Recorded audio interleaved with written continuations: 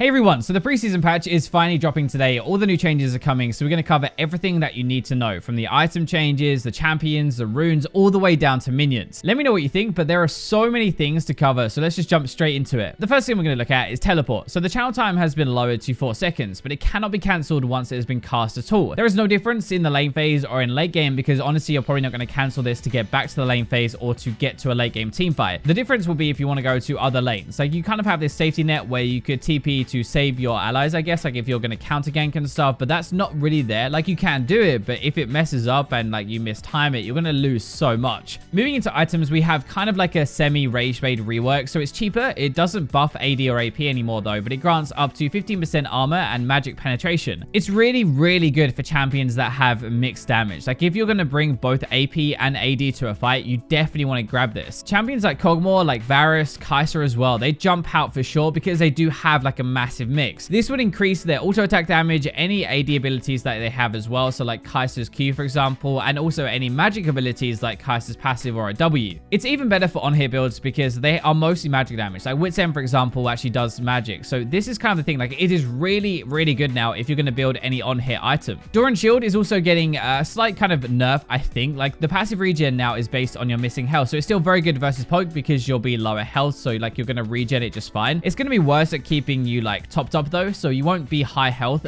with the Doran Shield as much as you would have been before. Looking at jungle items, it's not a major thing, but funnel gold, the penalty has been removed. So like when you had the most gold as a jungler, you wouldn't get anything from CS. That's now gone. Right, I think because of the early tower buffs and the bounties and stuff, it's not really worth the funnel anymore, because if you have so much more gold, you're going to be worth a ton when you die. Finally, for items, wards. They're not going to last as long at later levels. You can only hold 2 control wards, and they scale with the average level of all champions and not your level. So there are going to be less wards on the map and more action, and that is the idea. Let's have a look at system changes then. And turrets are a big thing in the preseason. Turret plating is probably the biggest thing, and it's going to grant gold for each 1,000 health that they lose, each plate that you remove. The outer towers do have more armor and magic resist to start the game with the plates on, and there is 160 gold shed locally each time a plate falls off, but it also gives it another 30 armor and magic resist. For 20 seconds after a plate falls off, it actually gains this thing called Bulwark, which grants 25 armor and magic resist per nearby champion. After 14 minutes into the game, plates fall off completely, and with it they lose all the potential gold that you could get, but also all the armor and magic resist bonuses, so they'll fall pretty quickly after that point. Pushing now directly rewards you with gold, but it's very hard to actually fully take them because at the last plate they have a lot of armor and magic resist. The lane phase will be extended now because that tower is going to survive for longer, so if you really like playing in the lane phase and you want to play 2v2 or 1v1, you can do that a lot more. It's going to be less about another lane getting fed and then demolishing the rest of the map, because if they get fed, they can't really take their towers fast. They're contained in that one lane, right? So you don't have to worry about one person kind of ruining the game. It also moves room for like champions that push and not want to just fight all the time to actually win their lane phase and get a good gold lead, but it is like a risk reward thing, right? If you push, you're more likely to get ganked. Junglers can also get more gold out of ganks now as well, so it makes them a little bit better, especially ganking junglers. If you kill somebody, you can push for a plate and get a bit more gold on top of that initial kill. Turrets in general, by the way, are also getting a few tweaks. So the outer tower now has 5,000 health from 3,800, which is just to do with the plating system. Tower first blood gold has been halved to 150 gold because you now have the plating gold as well, and global gold for towers after the outer towers has been lowered. All turrets also have better AD scaling, so they're going to deal more damage, especially as you go into the game, and tower dives are going to be a bit more risky. It does actually hurt a lot more, so if you mess it up, you are going to get punished for it. The idea is that there's less snowball to the whole team if one lane is doing well and getting towers. Again, it's kind of limiting that like personal reward. So let's have a look at minions then. Minions have more health, they have more AD and more move speed scaling, and cannon minions actually spawn faster and earlier into the game. Cannons will actually last longer as well while taking tower shots from towers further towards the base. So the outer towers are the same, but then every tower after that is actually better. It's better at tanking those towers, and it will last for longer. Something that kind of ties into that a little bit is Baron buff doesn't protect minions from tower damage anymore. Remember, cannons are going to be tanking, so they last longer, so it's not actually that bad, but it's still going to be harder to kill for champions. It's actually going to be slightly easier for melees, I believe, but it's going to be harder to kill the caster minions. So in general, they're probably going to have a better push with Baron. The main thing is that pushing towers should be easier because minions scale better and cannons can tank for longer. Plus, there are more cannons in general to actually tank. Also, the move speed thing will mess with stuff like wave control and freezing and everything like that a lot. But the idea is that later you can siege better because minion waves will be arriving quicker and you won't have to wait in between waves as long. There are some other things that are tied into that as well. So like epic monster respawn timers have been changed. So Dragon now respawns every 5 minutes, Elder Dragon is every 6, which is down from 8, and Baron is every 6 now as well. So Baron and Elder are going to be respawning at the same time, right? Which is actually really important for later into the game. It gives you more options, but it also means that if you trade them, they'll be up at the same time again. There's going to be more action because there'll be less waiting around, basically, like more things to fight over. If Baron's up more, then you're going to have that Baron fight a little bit more during the game. It should mean as well more decisive games if you have a lead, because there's a very clear way to win. You siege with the cannon minion and you're going to be taking towers a bit easier. Looking at Dragon specifically, there's a few more changes for that. So the first spawn is now at 5 minutes from 2:30, and they spawn every 5 minutes like we said, but the kill gold and experience have been increased. So it's more worth to take them in general, and there's less of like being a cheesed early game, like a new deer can't let's take this like level 3 anymore. It definitely should create a few more fights. I remember like the Scuttle Crab, right? People fight over that now a little bit more. I should fight over Dragon more because it's actually more worth to take it,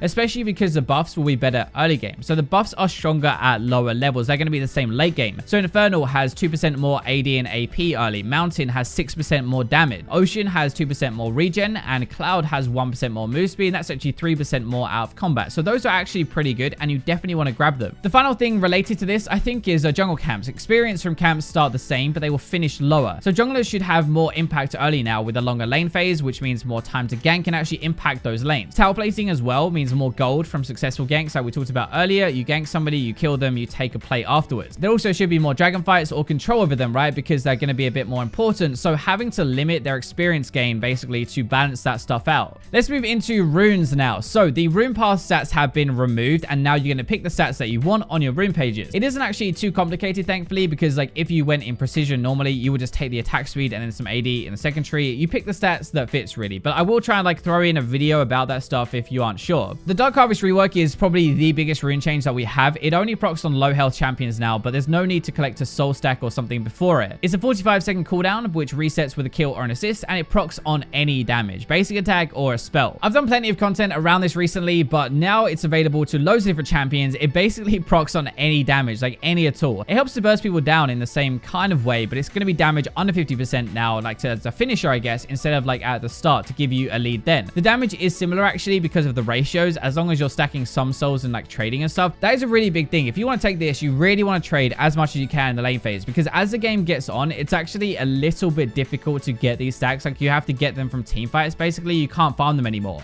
Now, for Rework, the AP ratio has been lowered as well, so it's going to be worse on AP champions, but the same otherwise. And the reason they're doing it is because now you don't get punished for actually taking it stat-wise. So you could go like full AP and still take Fleet Footwork, which you couldn't do before. Celerity is going to be new. It's completely reworked. It makes move speed bonuses 8% better on you. It's way more niche, and you do not want to take this on a lot of champions. It's great for some champions, don't get me wrong, but not at all for others. Absolute Focus will be the go-to in this row, in my opinion. It's really good, and it still provides a lot of damage. Ravenous Hunter is also a smaller change. The healing starts off slightly worse, but the stacking is the same, so it's not too bad at all. You still kind of want to take this for the healing. It is still good. The Kleptomancy is our other big kind of change. It now procs off the next 2 basic attacks instead of 1, so it's kind of like twice as good. It's way overbuffed in my opinion. It is so strong at the moment. There are so many different ways to abuse this now. You can get an insane amount of gold from the lane phase. The weird thing is, I think top lane will see this the most actually, like on range champions who can proc it constantly versus melee and versus tanks. Resolve is getting a little bit of a shake up as well. So Demolish is going to charge up quicker, but it's going to do less damage. With Tower Plating, it does make sense that this is going to do less damage. And as well, Bone Plating is moving to row 2, and this is kind of taking the place. So this might become one of the default choices now for anybody who goes Resolve Primary, which is why it's going to be a tad weaker. Shield Bash is the other thing in row 1, kind of replacing Bone Plating. You gain armor and magic resist when you have a shield, and the next basic attack after gaining a shield does bonus damage. It is really good, especially on champions like Victor and a few others as well. The damage isn't massive, but it has no cooldown. So if you can proc it often, it's really good. Like on Victor, for example, with his Q, that's a shield like every couple of seconds, and it's insane damage. If you have any sort of permanent shield as well, by the way, the armor and magic resist will stay the entire time, and it can really help you survive when you dive into a fight. Now, Bone Plating has been moved to row 2, and Chrysalis has been removed from the game. The thing with Bone Plating is it now blocks more damage, but it lasts half as long. So there's a shorter window to block damage, and it's easier to just kind of wait it out and then use all your damage. But if you do send your cooldowns into Bone Plating, it will block more. well. Final rune thing then is overgrowth. The stacks now grant flat health with a 2.5% bonus to your maximum health at 120 stacks. It's going to be better for non-tank champions who don't build a ton of health, so wouldn't have user percentage as much, but it will actually be worse for pure tank champions on the flip side. Let's take a look at bounties then. So kill bounties are worth more now after 4+ kill streaks, and gold from minions and monsters, so like CS for example, will now also factor into bounties. Each kill is effectively worth 100 gold more now, so like a 4-kill streak is 400 gold, 5 kill is going to be 500, and 10 kills will be 1,000. Bounties are now also shown on the scoreboard, and it gives you a very clear target who to go after and makes comebacks a little bit more likely, so there is less reason to give up in a game. There are a couple of other key changes as well. So bounties cannot be raised in combat. If you kill 4 people but then you die at the end of a team fight, your bounty will reflect those additional 4 kills the next time you die and not then. Losing team bounties will also be as low as 20% of the normal if they are that far behind, to give them a little bit more chance to get back into the game, and a single kill is capped at 1,000 gold total. Any additional bounty rolls over to the next one. Another kind of thing as well with that is a minimum kill gold has been increased. So if you int and if you die a lot in a row, like inting Sion or something, you'll be worth more gold than you would have been before. Finally then, we have 4 champion things. So the Lissandra rework is actually hitting on this patch. There's a new zombie passive, right? Any champion that dies around Lissandra becomes a zombie that chases enemy for 4 seconds, slows them, and then explodes, dealing a bunch of damage. It is actually amazing for her. Like, she can blow a load in a team fight, kill one person, burst that one person down, and then the zombie is going to help damage another. Before, she was kind of like a one-shot wonder, then lacked the follow-up afterwards, but now that's not really the case. This has no cooldown as well, by the way, so if it helps kill another person, it can keep chaining onto another and another. Aatrox's ultimate duration has been decreased, and the heal is going to be slightly better. It's not huge, but you won't have as long to get stuck into a fight anymore. The biggest part is, like, in theory, you can wait out the passive a little bit easier to deny the revive entirely and just kind of like counter that entire thing and just burst him down. Israel is also getting a few decent buffs. His W base damage has been increased. The AP ratio scales with rank. Your ultimate does 50% damage to minions and monsters now, but full damage to champions. It's supposed to really help AP Israel, at least the W change, but this ultimate one with the klepto changes as well, it's like bonkers together. Your ultimate used to deal so much damage if it didn't hit minions first, and now that will always be like that. It will always do the damage regardless. Finally then, Talia, her Q cooldown, mana cost, and work ground duration has been decreased, but the Q hits on the same target deal 50% less damage. Basically, Talia jungle just won't really work properly anymore. You can do it if you want to, but the damage is so much lower that your farm speed will be terrible and you'll struggle way harder. So that is basically everything you need to know about 8.23 and the preseason right now. Thank you for watching. Let me know if you find any cool new builds or something that you want me to try, but for now, I'll leave you with the robots.